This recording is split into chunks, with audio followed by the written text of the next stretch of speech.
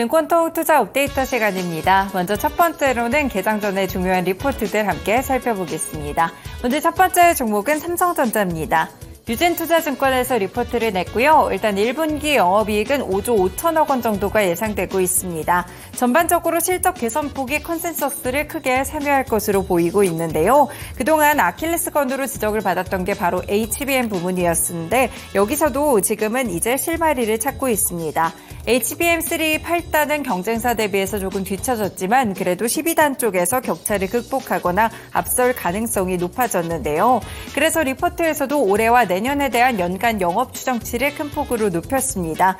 비메모리가 여전히 실적과 주가의 발목을 잡고 있지만 올해 상반기를 지나가면서 그래도 적자 늪에서 벗어날 수 있을 것이라고 봤고요. 계속해서 주가 상승 가도를 달리고 있는 삼성전자 목표 주가 10만 7천 원까지 상향됐습니다. 네, 다음으로는 두 번째 종목 현대모비스 함께 보시죠. SK증권 리포트인데요.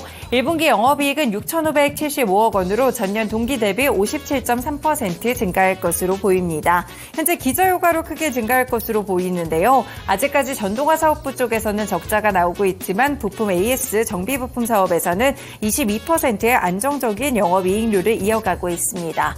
2023년 말 기준으로 봤을 때 순현금이 7조 원, 현금 5조 원 등 전년비 증가된 흐름을 보여주고 있는데요. 이 개선된 현금 흐름 때문에 주주환원 정책에 대한 기대감이 상당히 높아지고 있습니다. 다만 이 캐펙스 투자 자체가 좀 높아질 수가 있기 때문에 주주환원에 대한 눈높이는 현실적으로 잡아야 된다라고 보고 있고요. 최근에 피어 그룹들의 주가가 큰 폭으로 상승을 했기 때문에 이를 반영하면서 목표 주가 31만 원까지 상향 조정했습니다. 네, 세 번째 종목은 크래프톤입니다. 교보증권 리포트로 1분기 영업이익은 2,454억 원을 기록했고 전년 동기 대비 13.3% 감소하면서 컨센서스에 부합할 것이 예상되고 있는데요. PC 매출은 7주년 기념 업데이트로 트래픽이 증가했고 유료 콘텐츠 업데이트도 있었습니다. 모바일 매출 역시나 인도 배틀그라운드 모바일 매출이 인식되면서 큰 폭으로 증가했는데요.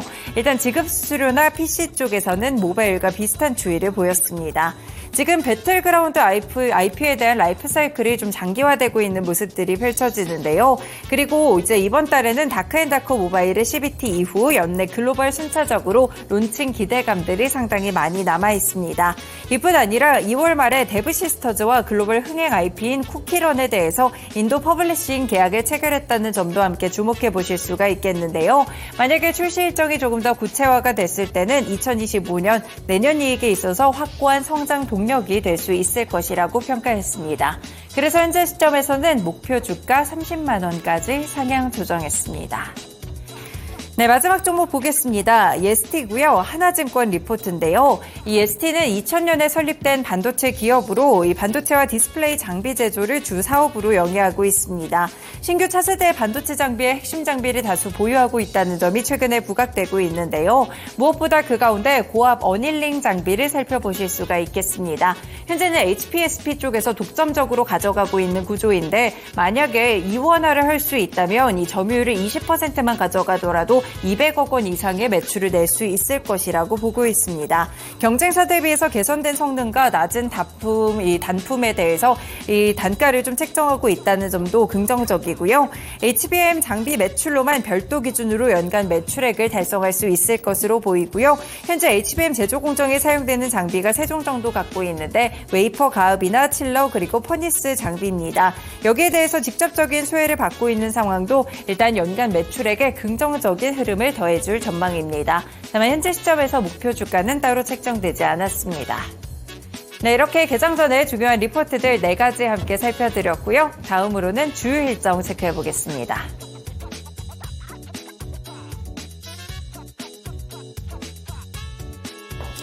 네, 4월의 첫 거래일 증시에 영향을 끼칠 만한 주요 일정 체크를 해보도록 하겠습니다. 먼저 국내 일정부터 살펴보시죠.